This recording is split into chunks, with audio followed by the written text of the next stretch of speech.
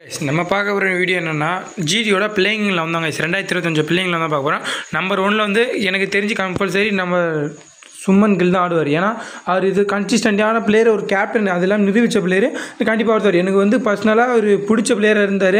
இப்போ ரீசெண்டாக தான் பிடிக்காம மாதிரி. ஏன்னா ஜிம்பாப்வே சீரிஸில் ருத்ராஜை வந்து ட்ராப் பண்ணிட்டார். அதிக ரன் அடித்த உடனே ட்ராப் பண்ணால எனக்கு அதனால தான் ருத்ராஜ் ட்ராப் பண்ணால் தான் அதிகமாக வெறுக்க ஆரம்பிச்சு சுமன் கில். தவிர மற்றபடி ஒரு நல்ல பிளேயர் தான், குட் பிளேயர். ரெண்டாவது வந்து நம்ம ஜாஸ் பட்லர் ஆர்ஆர்கே சரியான ஒரு சம்பவம் செஞ்சு கொடுத்த பிளேயரு. ஆர்ஆர் பைபேக் பண்ணாங்க, எடுக்க முடியல, அதுதான் உண்மை. ஏன்னா அப்படியே ஒரு விட்டில் வர கிட்ட வரையும் போனாங்க. அதுக்கப்புறம் கிடைக்கல. ஜிடி வந்து ஒரு பைபேக் பண்ணி ஜிடி வந்து தூக்கின்னு வந்துட்டாங்க. ஒரு ஓப்பனிங் காம்பினேஷன் செம்ம. நம்பர் 3 பண்ணி நம்ம பார்த்தீங்கன்னா நம்ம சாய் சுதர்ஷன், தமிழ்நாடு பிளேயர். இவர் நான் என்ன சொல்கிறது, ஒரு அருமையான பிளேயர். சிஎஸ்கே எதிரில்னா ஒரு குட் நாக்கு ஒன்று ஆடிறாரு. எல்லா வருஷமும் எந்த வருஷமாக இருந்தாலும் சிஎஸ்கே எதிரில் ஒரு சூப்பர் பர்ஃபார்மன்ஸ் கொடுத்தாரு. நம்பர் 4 வந்து தெவாட்டியா, ராகுல் தெவாட்டியா, ஒரு சரியான ஒரு ஃபினிஷரு. நம்ம 7வது அவர் எங்கே வேணால் ஏறிங்கலாம், அவருக்கு வந்து ரோலே கிடையாது. சூப்பரான ஒரு பிளேயர் அவர். நான் பார்க்குறது 6வது பிளேயரில் வந்து ஷாருக் கான், ஒரு ஃபினிஷர் மாதிரியே சொல்லலாம். இவங்க எல்லாமே 2 பேருமே ஒரு காட்டுவாங்க. இறங்கிட்டாங்கன்னா ஒரு சரியான ஸ்பின்னட்டரு, ஒரு ஃபாஸ்ட் பவுலிங் போலப்பாரு, ஒரு சரியான ஒரு எக்ஸ்பர்ட்டாக இருப்பார் நினைக்கிறேன். போன வருஷம் சரியான பெர்ஃபார்மன்ஸ் கிடைக்கலனாலும் வாய்ப்பு அந்தளவுக்கு கிடைக்கல, அதுதான் உண்மை அவருக்கு. அடுத்தபடியாக நம்ம வந்து கிளென் பிலிப்ஸ், அவர் வந்து பவுலிங்கும் போடுவார், ஒரு பேட்டிங்கும் சரியான. அவர் ஒரு ஆல்ரவுண்டர் மாதிரி தான். நியூசிலாண்டுக்காக ஆற ஒரு பிளேயர். அவர் வந்து போன வருஷம் சரியான பங்களிப்பு சரியாக கொடுக்காதனால அவர் வந்து ட்ராப் பண்ணிட்டாங்க அந்த டீம்லேருந்து. இப்போ இந்த டீம் வந்து ஜிடி ஒரு திறமையான ஒரு டீமு. அதுக்கு அடுத்தபடி நம்ம ரஷீத் கான் 8வது இடத்துல நான் அவரை வச்சுக்கிறேன். ஏன்னா அவர் வந்து எந்த இடத்துல விட்டாலும் ஆடுற ஒரு பிளேயர். ஃபினிஷிங் ரோலில் ஒரு 10 பால் 30 ரன் அடிக்கிறேன், அவர் இது கன்ஃபார்ம் அடிச்சுடுவார். அந்த மாதிரி ஒரு பிளேயர். சிஎஸ்கேக்கு எதிராக ஒரு சரியான குரூப் ஸ்ட்ரைக் ரேட் வச்சுக்கிறாரு. ஒரு சரியான பிளேயர். 160 170 ஸ்ட்ரைக் ரேட்டில் ஆடுறாரு. அதே மாதிரி 100 வச்சுருந்தாங்க. இப்போ அவர் தட்டி தூக்கிட்டாங்க நம்ம சிஎஸ்கே. ஆனால் ஒரு சரியான ஒரு பிளேயர் தான் 2 பேருமே.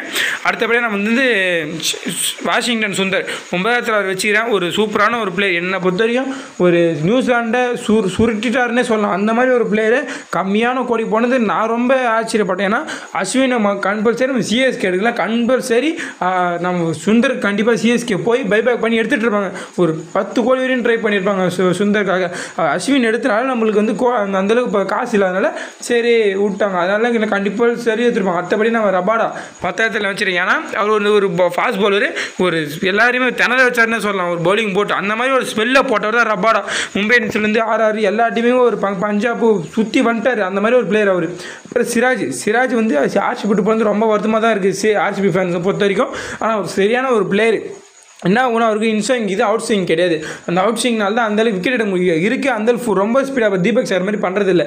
அதனால் ஒரு ஆர்சிபி வந்து கேட்டு விட்டாங்க. என்னை பொறுத்த ஒரு சூப்பரான ஒரு பிளேயர். ஜிடிக்கு வந்து ஒரு பெர்ஃபார்மன்ஸ். ஆனால் ஷமியை விட்டுட்டு ஷமியே சிராஜை கம்பேர் பண்ணும்போது எனக்கு ஷமி தான் பெஸ்ட் ஆப்ஷன். இவங்க சிராஜை கூட்டு வந்துடுறாங்க. ஒரு பாப்பா என்னென்ன பவுலிங் ஓரளவுக்கு வச்சுக்கிறாங்க. அடுத்தபடி நம்ம பார்த்தோன்னா இப்போ இம்பாக்ட் பிளேயர் வந்து பார்த்தோன்னா பிரதீஷ் கிருஷ்ணா வருவார். அவர் வந்து ஒரு பவுலராகவும் எட்டுனதுக்கு வாய்ப்பு இருக்குது. அடுத்தபடி எனக்கு தெரிஞ்சு ஒரு சூப்பரான ஒரு பவுலர். அவரும் ஒரு நல்ல ஒரு பவுலிங் பவுலர்.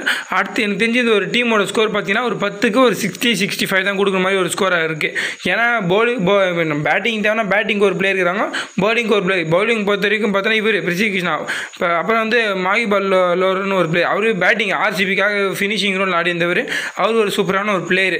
அவர் இவங்க ரெண்டு பேர் யாரும் இம்பாக்ட் பிளேயர் மாதிரி வரதுக்கு வாய்ப்பு இருக்குது. என்னை பொறுத்த வரைக்கும் அந்த டீம் வந்து எப்படின்னா ஒரு 65-70 தான் ஆவரேஜ். ஆனால் பேட்டிங் லைன் இப்போ இருக்குது. பவுலிங் வந்து ஓரளவுக்கு தான் டீசென்ட். அதனால தான் ஒரு 65 கொடுத்தா. என்னை பொறுத்த வரைக்கும் ஒரு சூப்பரான ஒரு பவுலிங் பேட்டிங் இருக்குது. பாப்பா அடுத்த சீசனில் என்ன பண்ணுறாங்கன்ட்டு இருந்துச்சு. ஒரு டஃப்பான ஒரு டீமாக இருக்குமான்னா இது பண்ணுற ஒரு டீமாக கண்டிப்பாக இந்த டீம் இருக்கும். என்னை பொறுத்த வரைக்கும் மறக்காம சேனல் லைக் பண்ணுங்கள், ஷேர் பண்ணுங்கள், சப்ஸ்கிரைப் பண்ணுங்கள். நானும் வீடியோ வந்து போட்டுனுக்கிறேன்.